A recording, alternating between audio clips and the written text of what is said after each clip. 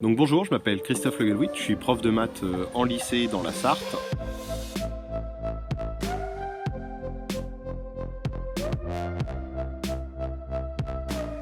J'ai rédigé le guide pratique sur la continuité pédagogique pour être prof qui vient de sortir.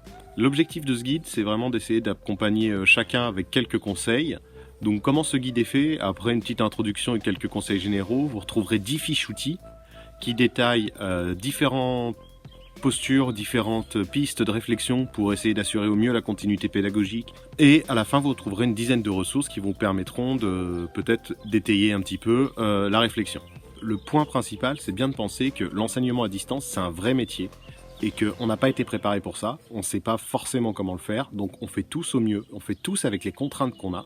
On va essayer de faire au mieux pour les élèves, tout en n'oubliant pas aussi de prendre soin de nous, parce que je pense qu'on est tous élèves, parents et professeurs dans des périodes assez particulières à vivre. Alors, quelques idées qui sont abordées dans ce guide. La première chose qu'il va bien falloir penser, c'est qu'il faut prendre en compte les réalités, les contraintes de chacun, que ce soit l'équipement numérique, les compétences numériques des familles, des élèves et des profs. Ensuite, un axe principal pour moi, c'est la communication. Communication avec les élèves, communication avec les familles, communication avec les collègues, parce que je pense qu'on en a besoin et qu'il ne faut pas oublier de s'appuyer sur les collègues et d'échanger avec eux dans ce contexte-là. Ensuite, on va trouver comment préparer ces ressources, que ce soit en termes de support. Notamment, il y a une fiche qui vous rappelle bien qu'il faut essayer de penser à l'accès mobile aussi, parce que ce soit les élèves plus grands ou les familles des élèves plus jeunes, il y a beaucoup de familles où maintenant les seuls périphériques qu'on va avoir pour se connecter à Internet, ça va être des téléphones mobiles ou des tablettes.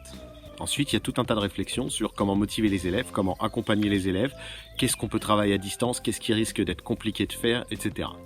Et enfin, je pense qu'un point essentiel aussi, c'est de bien penser à gérer les temps perso et professionnels, parce que c'est pas parce qu'on travaille à la maison et complètement à la maison là qu'il va falloir tomber dans le travers de ne vivre que pour notre travail. Il faut qu'on gère et notre temps professionnel, qu'on prévoit aussi des plages familiales et des plages personnelles, de temps personnel pour se retrouver et prendre soin de soi aussi, parce qu'on joue vraiment sur la longueur actuellement.